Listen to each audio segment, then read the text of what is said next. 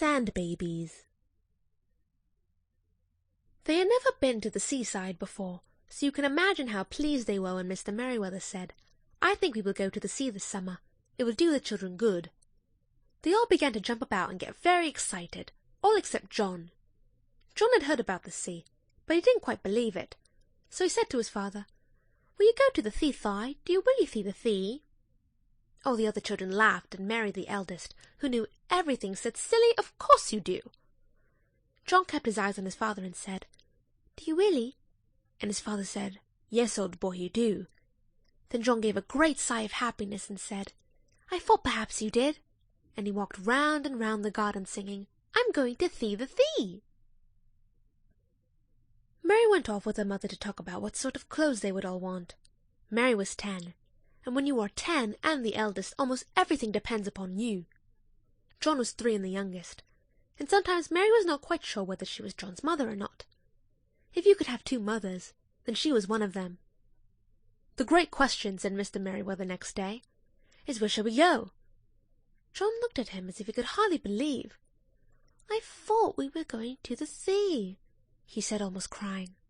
"Silly, of course we are," said Mary, "but there are lots of places by the sea.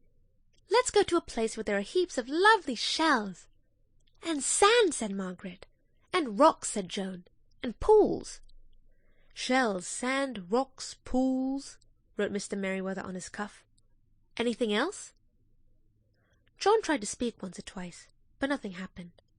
"Yes, darling," said his mother. "Sea," said John faintly.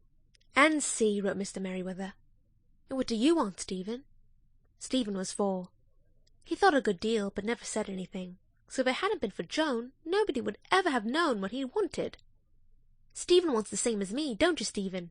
said Joan quickly. Stephen nodded. He was thinking of something else. On the Monday they all went off.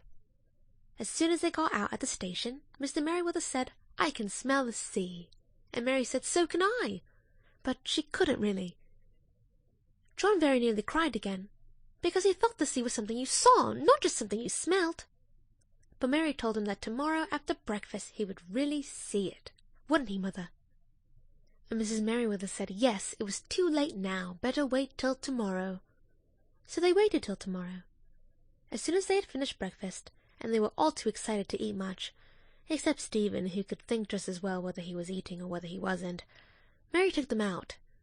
Mr. Merryweather stayed behind to read his paper, and Mrs. Merryweather stayed behind to see about dinner, because they knew they could trust Mary. Joan and Stephen walked in front, Joan chattering to Stephen and Stephen thinking. Then came Margaret, talking eagerly over her shoulder to Mary, and then came Mary holding John's hand and saying, "We're nearly there, dear."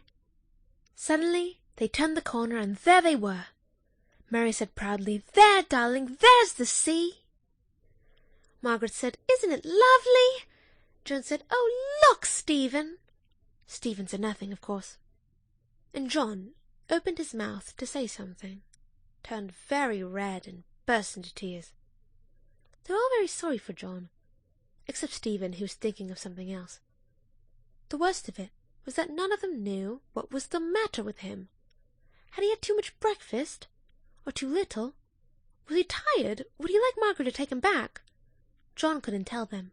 He didn't know. "What would you like to do, darling?" said Mary. "Shall we pick some lovely shells?" John sniffed and nodded. They went on to the beach. There were many other children there, but they were much too happy to take any notice of the Merryweather family. "Now," said Mary, "let's see who could find the prettiest shell. Oh, look at this one!" "Oh, and this one, Mary," said Margaret. "We'll put them in my bag," said Mary. "Would you like to hold the bag, darling?" "Yes," said John meekly. Afraid to look at it again, he stood with his back to the sea and dropped the shells into the bag as they were given to him. Why had the sea made him cry like that? He didn't know. Perhaps Stephen... He looked at Stephen. No, it was no good asking Stephen.